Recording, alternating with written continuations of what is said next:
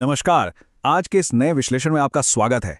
आज हम बात करने वाले हैं मूंग और उड़द की फसल के उस सबसे अहम और फाइनल स्टेज की, जहां पिछले कई महीनों की आपकी सारी मेहनत का नतीजा तय होता है। फसल चक्र के आखिरी 15 से 20 दिन। जी हां, बस ये कुछ दिन सबसे ज्यादा निर्णायक होते हैं। तो चलिए बिना देरी किए देखते हैं कि इन आखिरी दिनों में कौन से जरूरी कदम उठाकर हम अपनी पैदावार और मुनाफा दोनों को बिल्कुल टॉप पर ले जा सकते हैं। आज के इस एक्सप्लेनर में हम इस पूरे सफर को कवर करेंगे कि कैसे सिंचाई रोकने के एकदम सही समय को पहचानने से लेकर कटाई के तरीके और फिर बाजार में सबसे बेहतरीन दाम पाने तक की एक परफेक्ट रणनीति बनाई जाए। तो चलिए सीधा मुद्दे पर आते हैं। सबसे पहले बात करते हैं एक ऐसे छिपे हुए खतरे की जो अक्सर हमारी नजरों से बच जाता है लेकिन पैदावार पर बहुत भारी पड़ता है। 15 से 20%। जी हां, आपने बिल्कुल सही सुना। बिना किसी बीमारी के और बिना किसी कीड़े के हमले के आपकी कुल पैदावार का 15 से 20% हिस्सा सिर्फ और सिर्फ एक गलत टाइमिंग की वजह से बर्बाद हो सकता है। सोचिए, ये कोई मामूली नुकसान नहीं है, ये सीधे सीधे आपके मुनाफे पर एक बहुत बड़ी चोट है। मतलब आपके पिछले 60-70 दिनों की जी तोड़ मेहनत कटाई से महज 15 दिन पहले पूरी तरह मिट्टी में मिल सकती है। सब कुछ परफेक्ट करने के बाद भी, जैसे एकदम सही समय पर बुआई करना, खाद डालना। अगर इन आखिरी दिनों में एक छोटी सी चूक हो जाए ना, तो फसल का एक बड़ा हिस्सा बस गायब हो जाता है। इसीलिए इन टाइमिंग प्रोटोकॉल्स को गहराई से समझना हमारे लिए बेहद जरूरी है।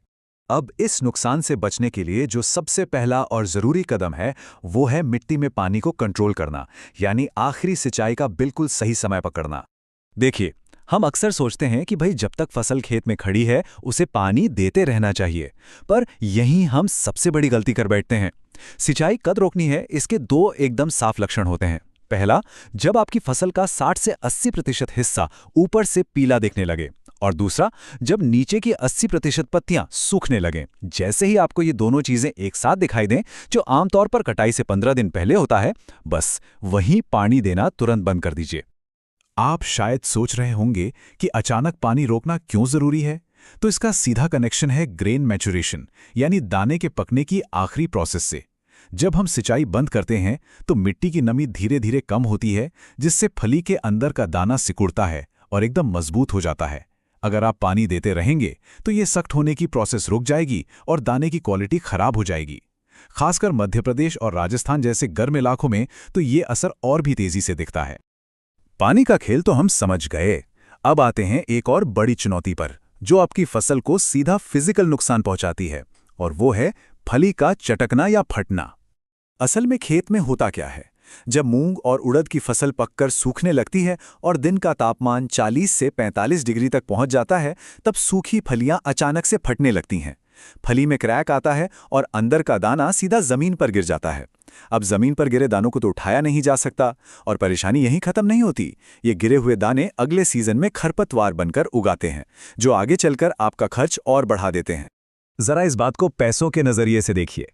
मान लीजिए मंडी में मूंग का रेट 7 से 8 हज़ार रुपए प्रति क्विंटल चल रहा है, और रिसर्च के मुताबिक फली फटने से अगर 1 एकड़ में 1 से सवा क्विंटल दाना भी मिट्टी में गिर गया, तो आप खुद हिसाब लगा लीजिए, एक ही झटके में सीधे 7-8 हज़ार का भारी नुकसान। तो इस भारी नुकसान को कैसे रोकें? इसका एक बहुत आसान तरीका है। अपनी घड़ी पर नजर रखिए। कटाई तभी शुरू करें जब 75 से 80% फलियां पककर भूरी या काली हो जाएं।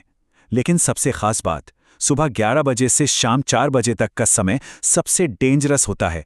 तेज धूप की वजह से इसी टाइम फलियां सबसे ज्यादा फटती हैं। इसलिए कटाई हमेशा ठंडे समय में करें, या तो सुबह 6 से 10 बजे के बीच या फिर शाम 5 बजे के बाद। इस वक्त फलियों में हल्की नमी होती है, जिससे पौधा हिलने पर भी फली सुरक्षित रहती है। अब टाइमिंग तो सेट हो गई, लेकिन अगला सवाल है कि कटाई का सही तरीका और मशीन कौन सी होनी चाहिए। देखिए, कौन सी मशीन इस्तेमाल करनी है, ये पूरी तरह से आपके खेत के साइज पर डिपेंड करता है। अगर ज़मीन 1 एकड़ से कम है तो लेबर लगा के हाथ से कटाई करवाइए और थ्रेशर का इस्तेमाल कीजिए। 1 से 5 एकड़ का खेत है तो मिनी हार्वेस्टर सबसे बढ़िया रहेगा। ये नॉर्मल तरीकों से 4-5 गुना ज़्यादा फास्ट है। और अगर आपका खेत 5 से 15 एकड़ के बीच है तो कंबाइन हार्वेस्टर का इस्तेमाल करना सबसे बेस्ट है, क्योंकि इसमें दाना ज़मीन पर गिरने का रिस्क सबसे कम होता है। लेकिन मशीन चाहे कोई भी हो, एक गोल्डन रूल सब पर लागू होता है।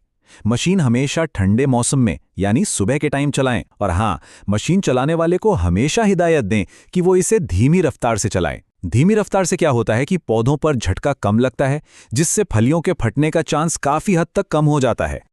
तो कटाई हो गई, दाना निकल गया, अब क्या?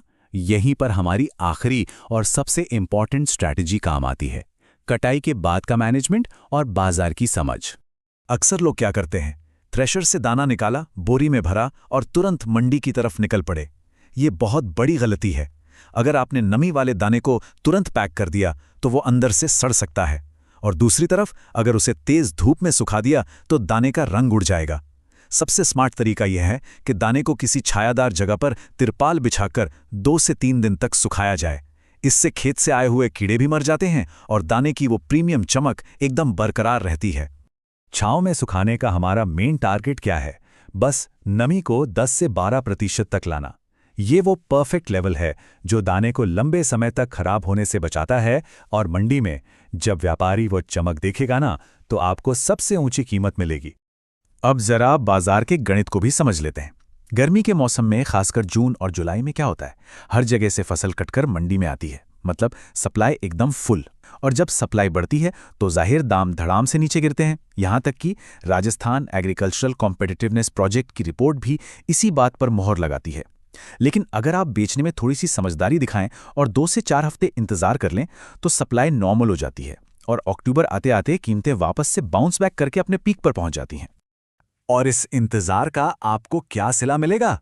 अगर आपने साफ बोरियों में एक सूखी और बिना कीड़ों वाली जगह पर इसे अक्टूबर तक स्टोर कर लिया, तो प्रति क्विंटल मुनाफे का मार्जिन 1000 से 1500 रुपए तक ऊपर जा सकता है।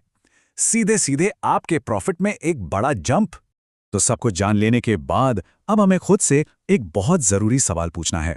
हमने देखा कि सही टाइमिंग और सही तकनीक से हम अपनी पूरी पैदावार बचा सकते हैं, लेकिन क्या हमारे आसपास ऐसी स्टोरेज सुविधाएं मौजूद हैं जो इन फसलों को महीनों तक एकदम सेफ रख सकें? क्योंकि तभी तो हम अक्टूबर की उन शानदार कीमतों का फायदा उठा पाएंगे, है ना? आखिरी 15 दिनों की ये सारी मेहनत तभी रंग लाएगी जब बाजार तक पहुंचने की हमारी तैयारी भी उतनी ही मजबूत हो। सोचेगा जरूर।